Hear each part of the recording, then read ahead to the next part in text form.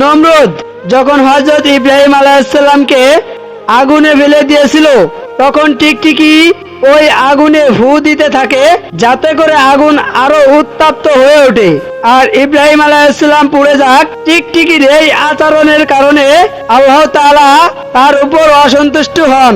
এছাড়াও আমরা হাদিস থেকে জানতে পারি, রাসূলুল্লাহ সাল্লাল্লাহু আলাইহি সাল্লাম মক্কা থেকে মদিনায় হিজরতের সময় কাফিররা নবীজির পিছু নিয়ে আবু বকর সহ নবীজি একটি গুহায় আশ্রয় নেন।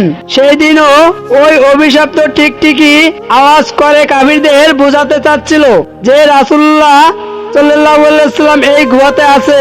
তখন আল্লাহ তাআলা টিকটিকির উপর আযাব দিল, তাকে যেখানেই পাওয়া যায় সেখানেই মেরে ফেলার হুকুম দিল। রাসূলুল্লাহ সাল্লাল্লাহু আলাইহি সাল্লাম বলেন, কেউ যদি টিকটিকিকে এক আঘাতে মারতে পারে তাহলে তাকে 100 নেকি দেওয়া হবে। সবাইকে জানানোর উদ্দেশ্য ভিডিওটি শেয়ার করুন।